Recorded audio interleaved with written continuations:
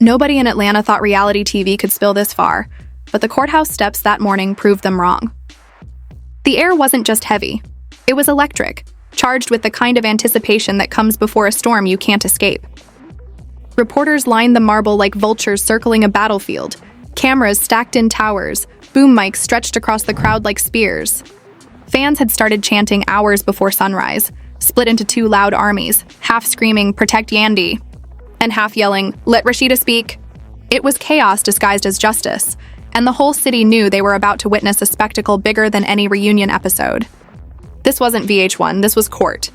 And when the SUVs rolled up, the crowd surged like a wave. The first black SUV door opened slowly, deliberately, like someone knew every camera was waiting. Out stepped Yandy, head high, sunglasses shielding her bruised cheek, walking like the hospital had never touched her. Her suit was sharp, steel gray, the color of resolve. She didn't wave. She didn't pause. She let the flashes drown themselves while she walked up the stairs as if the noise had nothing to do with her. Behind her, her attorney carried a file so thick it looked like a season's worth of receipts bound in leather. Fans on her side screamed her name, holding homemade signs with crowns drawn in gold marker. Respect, ratings. The chant rose and followed her up the stairs like a protective shield. Minutes later, the second SUV pulled up and the noise shifted. The other half of the crowd erupted, booing and cheering at the same time, because everyone had already picked a side. Rasheeda stepped out in all black, her chin stiff, her jaw locked, sunglasses covering eyes that hadn't seen sleep in days. Kirk was beside her, hood pulled up, trying to disappear into the air, but there was no hiding. Every camera tilted toward them.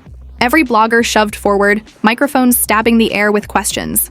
"Rasheeda, do you regret attacking Yandy?" "Kirk, are you standing by your wife? Was this a producer setup?" Rasheeda didn't answer. She just pressed her lips together until the red lipstick looked like a wound. She climbed the stairs as if each step was a dare, refusing to look left or right. And then came the third storm, the one no one had invited but everyone expected. Tasha K planted herself on the curb like she owned the building. Camera in hand, live feed blazing, the red light on her mic burned bright. "We live, baby," she announced to her hundreds of thousands of viewers, voice slick as poison. "Y'all thought you were gonna see a courtroom? Nah, you about to see history." Her feed scrolled so fast the comments blurred. She smirked and whispered to her lens, "And I've got unseen footage the network tried to bury." The internet exploded instantly. Hashtags jumping alive like fire. Are you Team Yandy? A cancel Rasheeda, a courtroom fallout, inside. The atmosphere was suffocating. The courtroom wasn't a set, it wasn't a reunion stage. It was cold, silent, stripped of theatrics. But even here, the cast carried their chaos like perfume. Erica Mena sat in the gallery, front row, leaning forward with both hands clasped like she was praying for blood. Carly Red wore sunglasses indoors, her phone already tilted low under the pew, recording discreet clips for her Instagram story. Scrappy sat further back, arms folded, face unreadable, like he wanted to disappear but couldn't. The judge's bench loomed high, carved oak that made everyone in the room feel small. When the clerk banged the gavel, the noise of outside melted into a suffocating silence. Case number 14587, Smith versus Robinson. Assault charge, the clerk read, voice dry as paper. Every eye in the room shifted toward the women who had carried entire seasons of love and hip-hop on their backs. Yandy sat straight, her bruised cheek the loudest statement in the room. Rasheeda shifted slightly, one hand clenched on her lap, nails biting her palm. The judge entered, a woman with eyes that looked like they'd cut through glass. She scanned the courtroom once and sighed, as if she already knew this was no ordinary case. "Let's proceed," she said, and the storm began. Yandy's lawyer rose first, tall and deliberate. He carried a thick folder, but he didn't need to open it to make his point. "Your Honor," he said, voice smooth and cutting, "my client came to work. She went home in an ambulance." He gestured toward the large screen set up in the courtroom, and suddenly the reunion stage flickered alive. Gasps filled the gallery. The footage was clean, unedited, raw. It showed Rasheeda lunging forward, security scrambling, Yandy staggering back, the scream caught in high definition.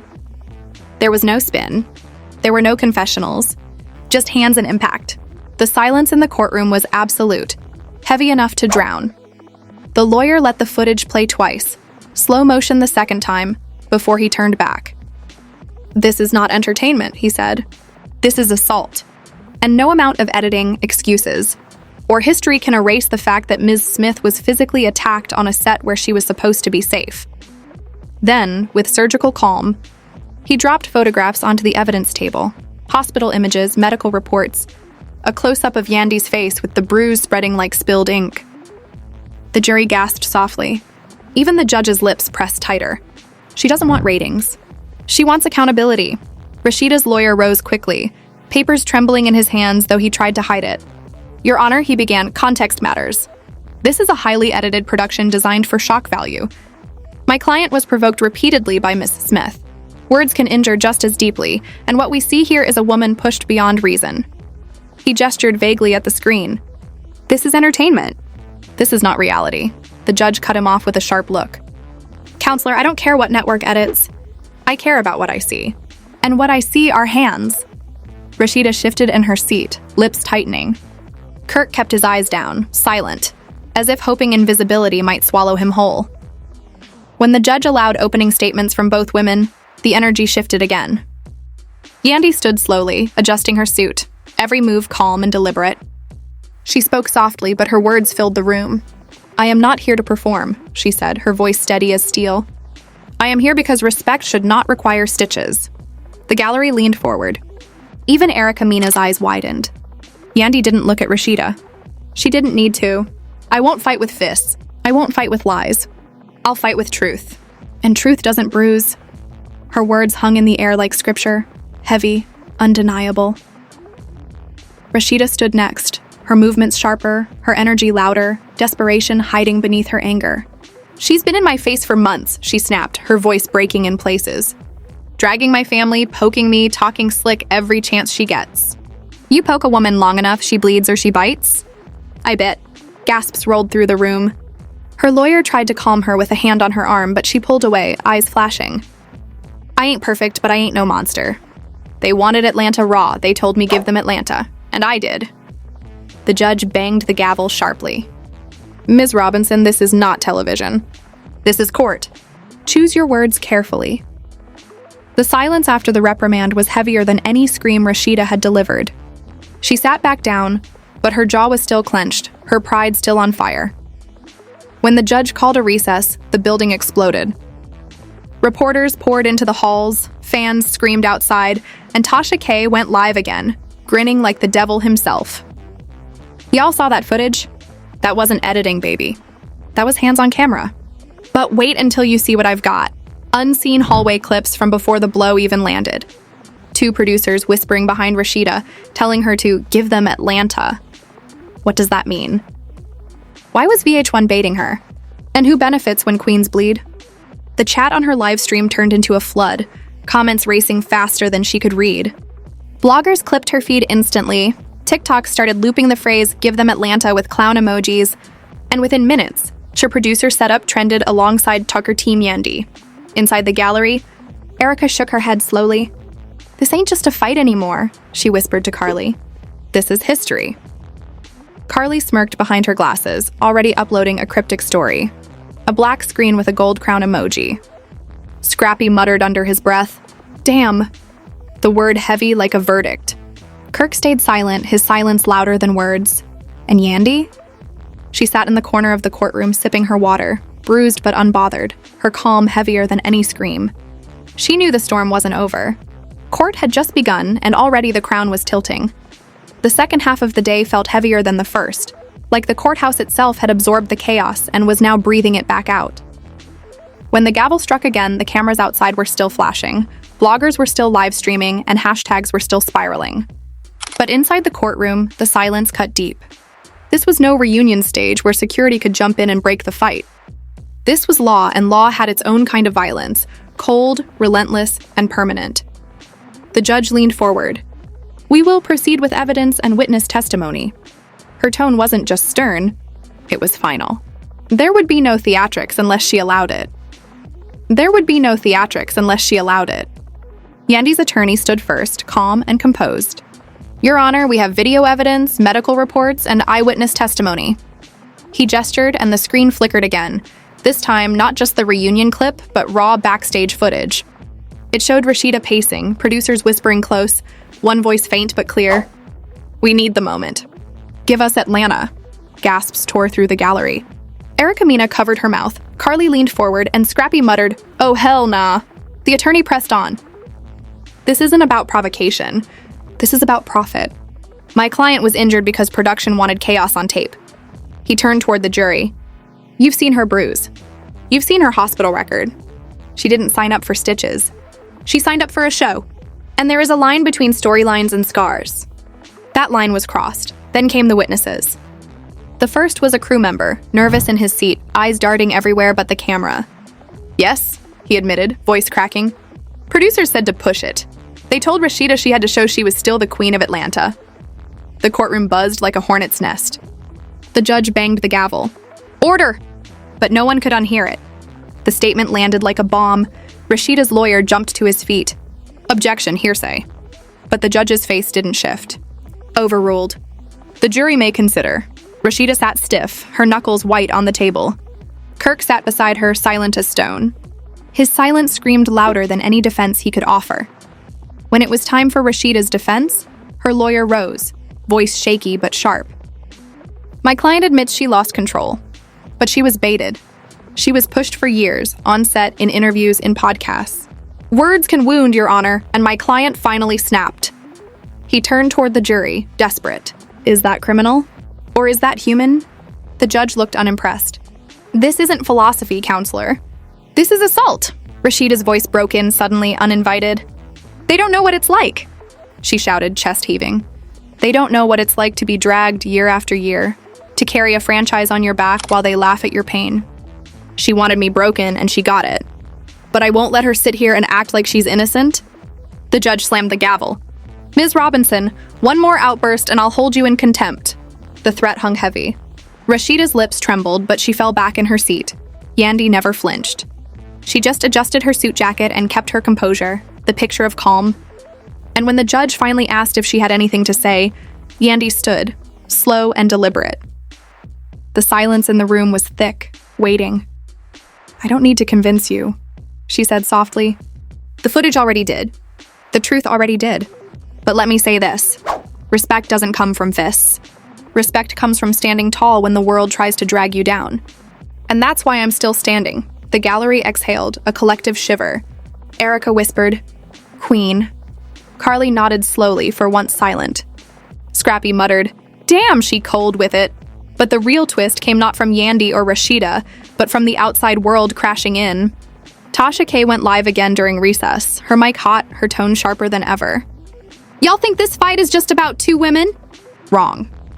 I got emails, yes, emails, from producers telling Rasheeda to bring Atlanta heat or lose screen time. I got receipts. Baby." She held up a printed thread of messages, the camera zooming in just enough for the audience to read. The internet lost its mind. Comments flooded. They set Rasheeda up. VH1 wanted blood.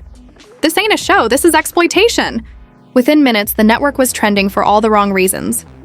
Back inside, the energy shifted. The judge had seen the leaks, had heard the whispers. She turned to both counsels. "If I find evidence that this network provoked violence for profit, we will expand this case beyond these two women." A murmur of shock rolled through the room. Producers in the back squirmed, suddenly the hunted instead of the hunters. Rasheeda's pride cracked further. She whispered harshly to her lawyer, loud enough for the mic to catch. "See? I told you it wasn't just me." The internet clipped it instantly, memes flooding every platform. But pride couldn't erase the image burned into everyone's mind. Her hands striking, Yandy falling, the hospital bed that followed. The judge recessed again, and outside, the crowd had grown. Protest signs waved in the heat. "Stop exploitation." "Respect ratings."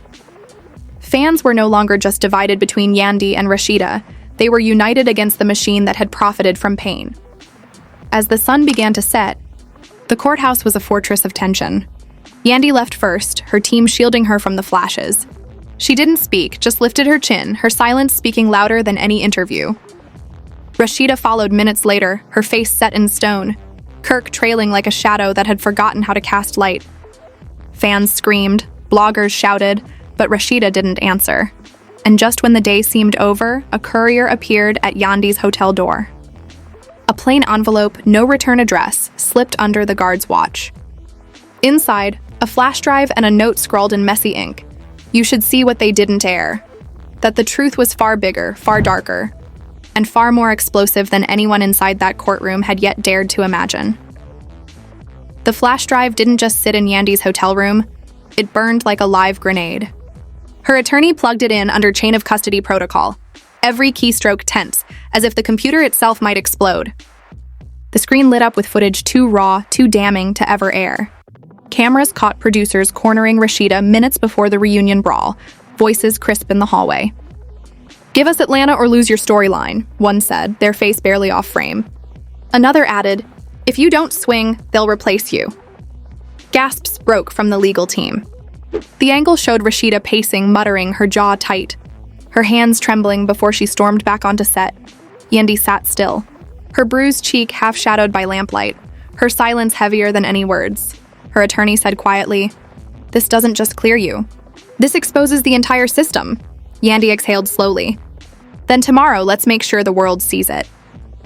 The next morning, the courthouse was a carnival of chaos. Protesters waved new signs: "Stop exploitation," "Hands off cast," "Justice for Yandy." Bloggers screamed into mics. TikTokers danced sarcastic routines mocking the network. And fans flooded with chants of respect over ratings. Even the press gallery, usually cold and detached, seemed electrified. They weren't covering a case anymore. They were covering a reckoning. Inside, the judge's patience wore thinner by the hour. The flash drive was entered into evidence, and when the screen flickered alive again, the courtroom leaned forward as one. This time, no one breathed. The footage showed not just producers pushing Rasheeda, but emails spliced across the screen, demanding bigger chaos, threatening smaller contracts if Atlanta didn't deliver. It was undeniable. The courtroom buzzed like a live wire. Rasheeda's lawyer tried to spin. "This shows my client was manipulated, coerced. She's not solely to blame." But Yandy's side pressed harder. Manipulated or not, her hands landed. She made a choice. But the network's hands are dirty too. The judge's face darkened. "This case may expand." The producers in the back row whispered furiously, one slipping out the side door like a man fleeing fire. In the gallery, cast members erupted. Carly Red whispered loud enough for mics to catch, "Baby, this is bigger than us." Erica Mina shook her head, murmuring, "They've been eating off our pain for years." Scrappy leaned forward, muttering, "This whole thing finna flip." The cast wasn't divided anymore. For once, the enemy wasn't just each other. It was the machine that had scripted their humiliation. Rasheeda broke down mid-hearing. She clutched her face, mascara bleeding down her cheeks, her pride crumbling on camera. "Y'all don't know what it's like," she sobbed. "They made me. They told me fight or be forgotten. And I couldn't be forgotten." The courtroom didn't clap, didn't cheer. It just watched a woman unravel. A queen confessing that her crown had always been bought with blood. Kirk tried to touch her shoulder, but the gallery hissed louder than the cameras clicked. His silence had been the longest-running scandal of them all. Yandy, however, didn't rise, didn't smirk, didn't twist the knife. She stayed calm, regal even, her silence commanding. When the judge finally turned to her for closing words, she rose slowly. "I don't need her downfall," she said softly. "I need respect. For me, for every woman who's been told her pain is profit, for every mother who carried scars so a network could have a season. I'm not fighting Rasheeda. I'm fighting what broke her. And I refuse to let it break me." The courtroom exhaled like it had been underwater. Erica mouthed, "Queen." Carly wiped under her glasses. Scrappy shook his head, cold. Even the judge's eyes softened for a moment before she straightened her robe. "This case will continue," she said firmly. "Not just between Smith and Robinson, but against the network that encouraged this violence. Until then, no contact between parties. And I strongly advise VH1's legal team to prepare." The gavel struck like thunder. Outside, the courthouse steps exploded. Fans screamed. Bloggers nearly tripped over each other to grab quotes. Tasha K went live immediately, voice cutting through the noise. "I told y'all the machine eats its own. They didn't just want drama, they wanted blood. And now, the receipts are public." Her chat flooded with crowns, fire emojis, and hashtags. Respect over ratings, Team Yandy, Stop VH1. But the night had one more twist. As Yandy returned to her hotel, another envelope slid under her door. This one heavier, thicker. Inside, not just footage, but contracts, non-disclosure agreements, payout receipts, and a list of names, cast members who had been pushed, baited, and broken. At the bottom, a note scrawled in the same messy ink. The crown was never yours. It was theirs. Take it back. Yandy stared at the papers, her face unreadable. She whispered, almost to herself, "This ain't over." And just like that, the episode ended. Not with a verdict, not with a victory lap, but with a war declaration. Atlanta had thought it was watching two women battle. What it saw now was the beginning of a movement. Caste versus machine, queens versus crowns, respect versus ratings. For Rasheeda, the fall was brutal. For Yandy, the crown was heavy. For the network, the walls were closing in. And for the audience, the only question left was, what happens when the cameras finally turn on the people behind the cameras? The cameras.